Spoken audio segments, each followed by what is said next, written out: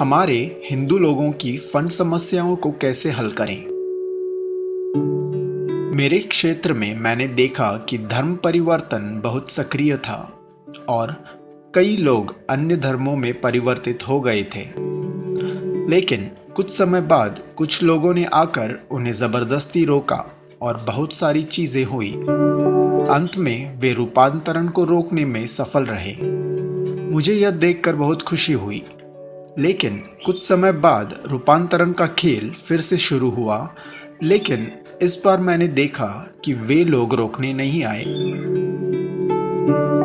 मैंने लगातार उनका अनुसरण किया, लेकिन मुझे पता चला कि ये लोग अब अधिक सक्रिय नहीं हैं।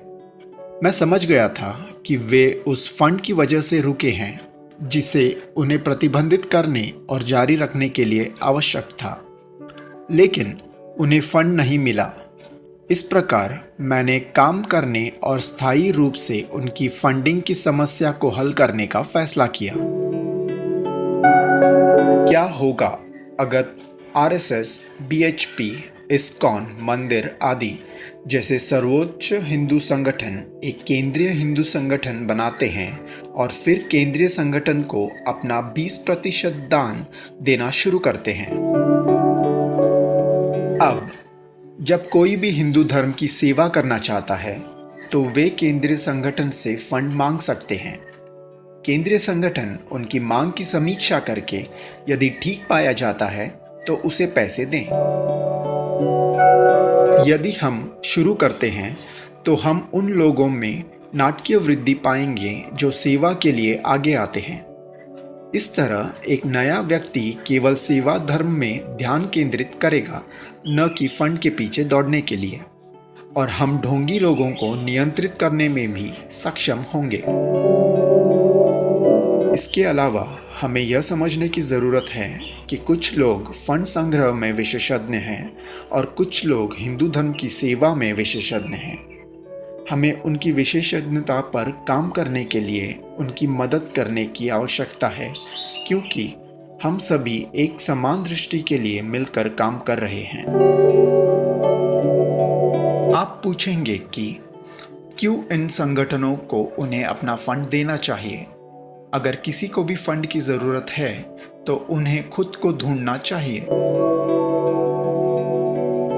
हाँ, आप सही हैं, लेकिन मेरा मानना है कि अगर हिंदू मजबूत हुआ तो ये संगठन और भी मजबूत बनेंगे।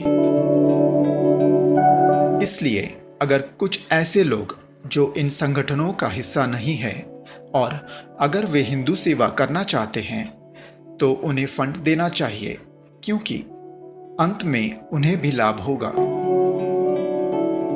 केंद्रीय संगठन फंड के उपयोग को सत्यापित कर सकते हैं और उसके बाद ही फंड जारी कर सकते हैं, अन्यथा नहीं। इसके अलावा हमें यह समझने की ज़रूरत है कि एक नए व्यक्ति के लिए फंड इकट्ठा करना बहुत मुश्किल है और केंद्रीय संगठन के लिए फंड इकट्ठा करना आसान है। अब अगर किसी को फंड की ज़रूरत है तो केंद्रीय संगठन से नियमों और शर्तों को स्वीकार करके और यह कहते हुए कि वह अपने दान का 20% केंद्रीय संगठन को देगा और फिर केंद्रीय संगठन से फंड मांग सकता है। केंद्रीय संगठन के बारे में अधिक समझते हैं। मैं सिर्फ एक छोटा हिंदू संगठन शुरू कर रहा हूं, तो मुझे संबद्धता क्यों लेनी चाहिए और उन्हें 20% दान राशि क्यों देनी चाहिए। आपको निम्न चीजें मिलेंगी। नंबर 1, केंद्रीय संगठन का एक विश्वास प्रमाण पत्र, जिसका उपयोग करके आप जनता के सामने अपनी विश्वसनीयता दिखा सकते हैं। नंबर 2, अगर आपको फंड सपोर्ट की जरूरत है तो मैं केंद्रीय संगठन से पूछ सकता हूं। नंबर 3, अगर कोई मेरे खिलाफ फर्जी मामले दर्ज करता है तो केंद्रीय संगठन मुझे हर तरह का समर्थन प्रदान करके बचा लेगा। पद्मनाभ स्वामी मंदिर को केंद्रीय संगठन से संबद्धता क्यों लेनी चाहिए। नेटफ्लिक्स श्रृंखला में मैं अक्सर नोटिस करता हूं कि वे भारत के लिए आर्यव्रत शब्द का उपयोग करते हैं, लेकिन वास्तव में भारत इस्लामिक इंडिया या कम्युनिस्ट भारत की ओर बढ़ रहा है। अगर कुछ होता है तो केंद्रीय संगठन एक आदेश पारित कर सकता है और सभी सदस्यों को आगे आकर मंदिर ट्रस्ट का समर्थन करने के लिए कह सकता है। परिणाम ये होगा कि मंदिर ट्रस्ट के पास बड़ा जन समर्थन होगा और उस ट्रस्ट का उपयोग करके लड़ सकते हैं। जब कोई ट्रस्ट इसमें शामिल होता है तो केंद्रीय संगठन में किसी अन्य सदस्य के बराबर शक्ति होगी। यदि वे एक केंद्रीय संगठन बनाने में भाग लेते हैं तो उनके पास वीटो शक्ति होगी और अन्य के पास निर्णय लेने के दौरान साधारण मतदान शक्ति होगी। इस अवधारणा में सभी संगठन स्वतंत्र और स्वायत्त रहेंगे। उन्हें केवल केंद्रीय संगठन के कुछ नियमों और शर्तों का पालन करने की आवश्यकता है। कृपया इस लेख को अपने समूह और दोस्तों के साथ शेयर करें। कृपया टिप्पणी करें और मुझे इस पर अपने विचार बताएं।